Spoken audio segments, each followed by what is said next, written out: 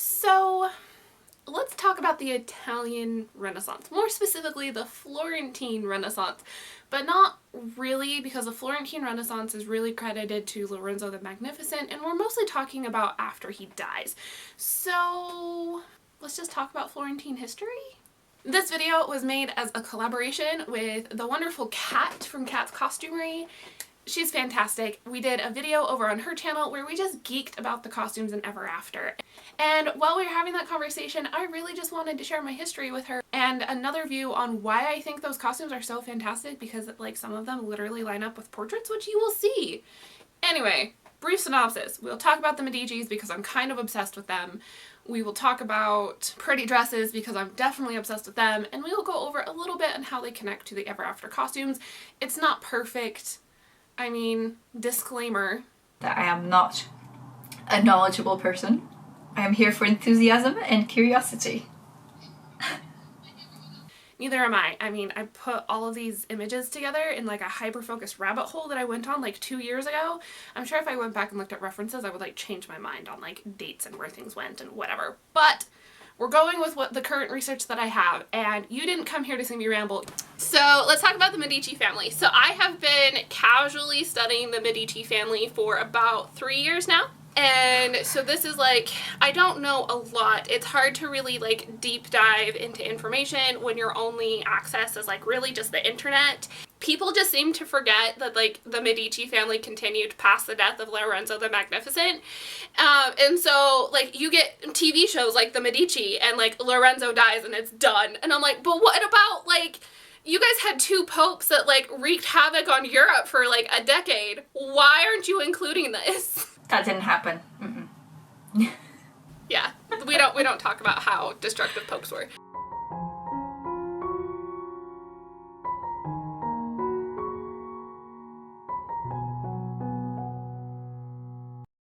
We're going to be mostly talking about like the fashion from Lorenzo the Magnificent's time period, clear until Cosimo the First. No, he's like the first Duke of Tuscany is like the official title that he was given.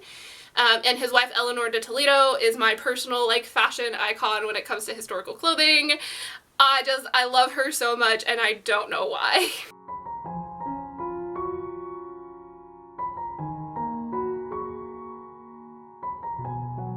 So you can see that this is like the basic generic costumes. I'm pretty sure this painting depicts when Catherine de' Medici was betrothed or married off. When did Lorenzo die? So he died in 1492. So this would have been kind of in like the middle of his power. But you can see like all of the guys. So when we were talking earlier about how Henry is like textbook late 14th century man. Yeah. You could see these guys and like what they're wearing.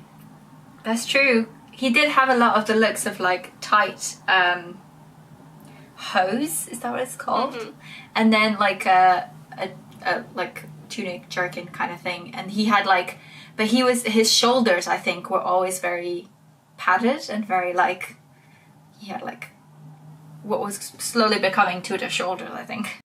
A brief flip through of one of my books, The Tudor Tailor, makes me think that Henry was probably more inspired off of these lovely gentlemen from the Tudor Tailor book versus the painting that we were looking at earlier.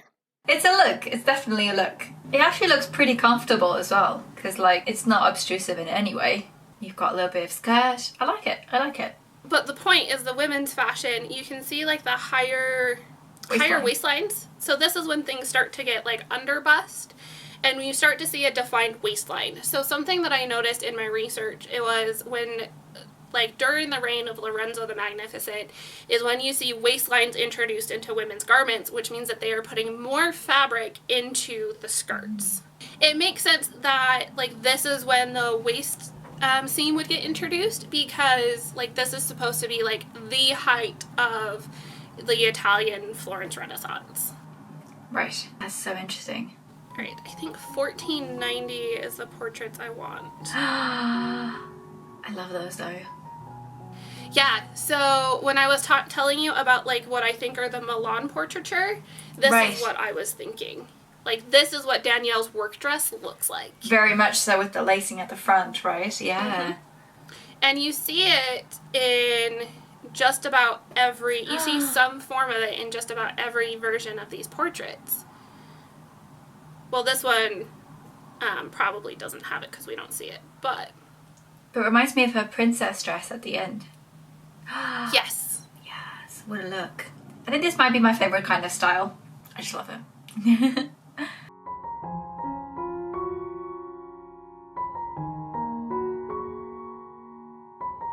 So this is when, like, the power shifts. I want to say Florence's economy dropped, but I don't know for sure. This is, like, the blink part in, like, my knowledge because, you know, the Medicis all died after Lorenzo because, you know, history can't be consistent. So this is 1500s, which would have meant that this is the time period when head of the Medici household would have been Piero the Pitiful, and I'm assuming he got that name because he lived up to it. But you can see that, like, necklines got really wide at this point, and sleeves got really full. So you see, like, big sleeves that are gathered into the wrist, and, like, really wide necklines. You also start seeing some of the guard detail, which becomes really prevalent in the 1530s. Wide square necklines, gathered chemise, big tie-on sleeves is definitely, like, the caricature of this. But there you go. You can see this back view where she has, like, this side back seam and a scoop neck in the back, and then also, like, very defined waistline. Waist seam, yeah. So they could give it a very fitted bodice, but very full skirts. Yeah, so cool. I also just like this little girl's dress where she has, like, the square neckline and the guards. I'm just like, yes. I'm just, like, leaning into my screen like, can I get closer? It's so beautiful. So things still had a higher waistline, but we're starting to go more towards the natural waist at this point. We're not quite there yet. Is this the one that I want? Yes, look at the sleeves on this one. Massive. Like, I don't know if those are paneled and tied together or if they just have, like, bows on them, but I think it's just the fabric because you can see the detail on her skirt too. It kind of reminds me of Marguerite's sleeves in that red dress because they are, like, really massive. Lots of fabric in there, which obviously means more expense, but you're wealthy, so show it in your sleeves. Yeah, so that was, like, definitely, like, very 1500s. And it was just interesting to see how, like, the wealth influenced the fashion to go from, like, very fitted sleeves and full skirts to big sleeves and big skirts. And then as we keep going, things just get more sumptuous, I want to say.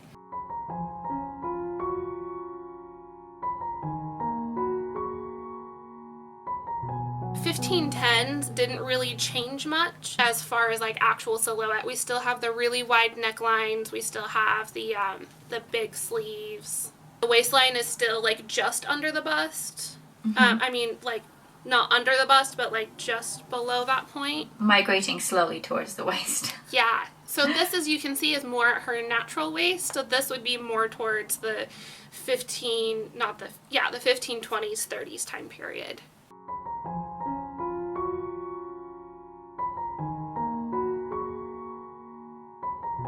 So 1520 is when we really start seeing, like, the leg of mutton sleeve. I'm assuming it's because they were just like, I am tired of these sleeves getting in my soup.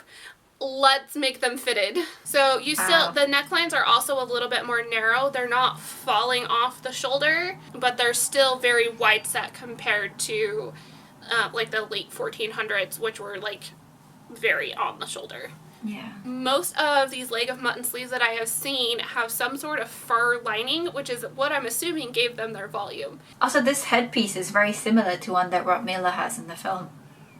Yeah, so I've noticed a lot of, I think it's the 1520 to 30s is a time when they wear, like, the turban-y style headbands, which Rod Miller definitely wears a lot of. But you can see that, like, this is a wider shoulder. She doesn't have sleeves tied on. But it's still, like, the square neckline, and then this is close to her natural waist. This one is probably one of my favorites because you can see the full dress and see, like, how full is this skirt and how full are these sleeves compared to the rest of her. Oh my god, the sleeves are enormous. Like, she's got her arm like this and they're like, they keep going. So something else that I've noticed in this time period, especially as we creep to like the 1530s and 40s, is the introduction of a high neck chemise or some sort of partlet is very common in a lot of the portraiture. And I'm assuming that's because I read somewhere that during the reign of Lorenzo the Magnificent, Florence was considered the epitome of sin, and it was over sexualized, and all sorts of horrible things were happening. And so after the death of Lorenzo, they just made a move to make things more pious, I guess is the right word. And so it would make sense to see that necklines are coming in a little bit more, and then we're wearing high collared shirts to cover the collarbones and things like that. I think it's a good look, because you can get such nice details with that kind of partlet stuff. I would agree. And it's less chance of getting sunburned, and you don't get demonetized because your boobs are out, and so many advantages to just wearing a high collared shirt. Such 16th century problems. Yeah.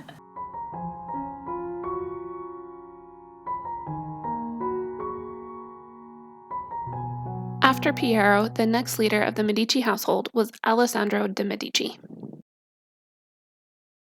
So one of my favorite eras of fashion is probably the 1530s, and this is just before the introduction of stays in Florence. So you can see 1520s definitely had the leg of mutton sleeves, but it went to the elbow, and these are just above the elbow. So you're starting to see the poofs on the sleeves not really get smaller, but move towards the top of the sleeve. Right. It's really nice though, the detail on the undersleeve was the slashing.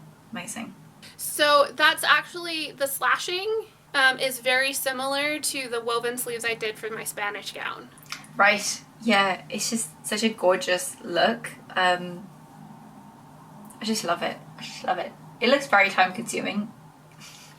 It took me a week to make those sleeves. I will never do another pair of sleeves like that again. One is enough. Oh man. But the outcome though. So this is another sign of copious consumption is when you start seeing slashes and cutouts and things. Yeah. Because it's just I can afford to cut holes in my fabric. Yeah. Such a clear way to say something about your position in your wealth. It's to cut up expensive fabric because you can. And so you can see her elbow's right here, but the puffs are more on her upper arm. Lining things with fur was just super popular. I don't know, all these dresses are just so gorgeous. I love them all. Red, you say? I'm in. You'll love this one. Ah, look at the sleeves. No, I would never do that to myself. I feel plus the idea of just if that's velvet, slashing velvet just makes me so anxious. You'd have to finish all those edges, otherwise they would unravel. So, costume theater trick, you can make fake poofs. Ah, just to... You can applique them on top, so they look like... No slashes! Yeah. Smart. That lace detail, around her shoulders, is that lace? Mm-hmm. I would guess, metal, gold thread lace. Yeah, and then the fact that it's carried into her headpiece too, it's the same lace. Yeah, so gorgeous. Alright, do you recognize this dress? Yes, I think everyone must have seen this dress. This is iconic.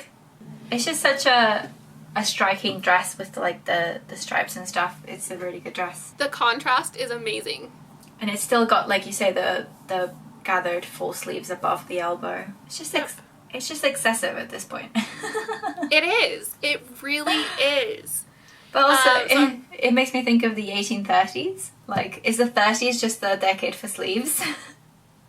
Yeah, because, okay, it's 1530, 1830, and then, when was the big sleeves? It was, late 1890s? Yeah. Yeah, they all have big sleeves. Yeah. Maybe we just have to wait another 9 years and then we'll get puffy sleeves.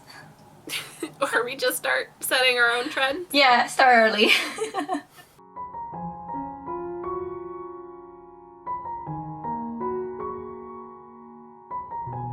Alright, so this is 1540. When did Eleanor marry Cosimo? I feel like I've heard of Eleanor of Toledo, Probably from me. I don't shut up about it. I don't know much about this kind of history, but I have been to Florence twice, so I feel like the names I recognize is like stuff I've read in one of those descriptions in a museum. Okay, yeah, I'll give you that. So she is credited as being the first Duchess of Tuscany. So this is probably one of the most famous portraits of Eleanor de Toledo. And you can see that we have moved past the Lake of Mutton Sleeves, and we are now just at the shoulder floof. Yeah. Is what I call it. It I'm sure keeps there's a migrating. technical term. I just don't know it. But this is also when a lot of wealth was coming back to Florence. So it started in the 1530s, which we could see with like slashing all the clothes and the amount of trim and things. But this is when it like really became very prevalent. And you can see that through like the split sleeves and all the trim and like all of these like button things. It is a very impactful dress, for sure. And now a quick moment of appreciation for the distinctive style that is solely Eleanor de Toledo.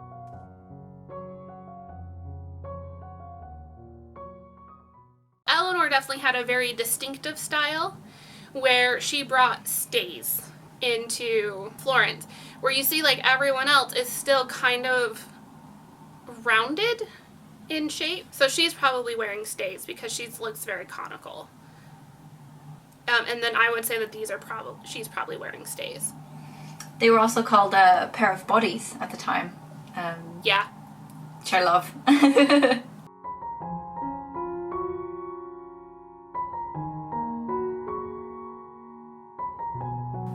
Let's see, 1550 would have been like the height of their fashion. This is when you start seeing a lot of overdresses. People are definitely wearing stays at this point. I would say this is more of a Venetian dress. Yeah, you start seeing like doublet dresses, which is definitely draws heavily from like the menswear side of things. Mm-hmm. Eleanor herself I haven't seen a portrait of her wearing a doublet style dress. So Eleanor wears more of like a loose fitting gown most of the time. I mean, that's not her, but that's the style of gown she wore. Yeah, so Eleanor died in, I think, the 1560s, and that's when you really start seeing the doublet style dress after her death. Wow. And like more exaggerated points. This is where, like, I don't know if these portraits are Florentine or not. They're just all dated for the same time period. Such a change from what we were looking at earlier. Yeah, and the change really happened with the introduction of stays, or bodies, that Eleanor brought with her because she grew up in a Spanish court. So, for the purpose of ever after, though, I would say that, like, so they really were going between, like, 1470-80 and 1540-50. But yeah, that's how fashion changed and evolved. Such a whirlwind tour. But I love it. Just the difference between those portraits is astounding. Like, just between the beginning of the century and just into the middle of the century. The cut changes. And like you say, the importance of bodies to change the shape is noticeably different. It's amazing. I actually had someone else point that out to me, and I, like, started going through all the portraiture again, and I'm like, you're right. It's right at this point. It's right when, like, Eleanor marries Cosimo de Medici, and, like, brings the Spanish influence to the Florentine court. I'm just like, this is like mind-boggling how like politics influences fashion. And I think that was the point when I realized, hey, I should probably start studying the politics around these clothes. Yeah. Clothes, even today, are never really truly detached from politics. Sometimes people ask, like, why study dress history? You know, it's just clothes. No! It's connected to everything. Fashion has always been a sign of wealth, a sign of, like, importance, and, like, that's never going to change until we all decide to wear the same, like, navy blue bodysuit. Like, that's never going to change. Clothing is always going to be an expression of who you are and where you stand in the world. I feel like even if we were all to move to Mars tomorrow and we had to wear, like, spacesuits, people would still find a way to customize, and like there would be the fashionable spacesuit very quickly. Well, I mean, you kind of see that with the costuming in Hunger Games, right? When they're all in District 13 and they're all wearing gray, but they all still look different. Yeah. Oh, I love the Hunger Games. Thank you for bringing it up. That's another well-costumed movie. Yeah. For sure. And I just, like, I love it when the plot utilizes dress. So like, you know how important the opening parade or whatever it's called, you know, where they all have their costumes and they need to like show that they're cool so they get sponsors. But like how they dress is integral to that, particularly for Katniss's situation. And I just love it. I love it when films and books and stuff uses dress as a marking point, because we do all use clothes to say something. So I like it when that's acknowledged in production. There's something very humanizing when costume designers take clothes and almost make them their own character versus just something that the character wears. Yeah. Which is, again, why I loved Ever After so much, is because the clothes really were their own character. They had their own storyline. The big dress. There's something very humanizing about that too, and that I've especially noticed as I've been like building my own handmade wardrobe. I'm like, what clothes do I like that fit me, that I feel comfortable in? And seeing that transition from like a generic like American wardrobe with like t-shirts and jeans into this like not quite vintage but like not quite anything else kind of wardrobe. Has like been really empowering, and just to see that like, yes, this is how I identify and how I would like to present myself, and like seeing all of that come together, it's just so humanizing when like costume designers do that for their characters. Absolutely. Agreed. 1,000 times agreed. I really hoped that you guys enjoyed this video. I had a lot of fun hanging out with Kat, talking about costumes and historical dresses and all that stuff. Definitely go check out her video on her channel. There's a link to it in the description. I'll put a card up too. That's where the cards are, right? I'll put a card up. Card. If you want to see the entire unabridged, unedited conversation that I had with Kat, I will have an unabridged version available for my patrons on Patreon, link down below. We are a month away from the summer pattern line, existing catalog down below. Just so many good things happening. We'll talk about it later. I will see you guys on Monday for a new video, and live on Thursday, where we might talk about the good things happening. Although if you follow my lives, you probably already know because I can't shut up about it. Anyway, bye friends!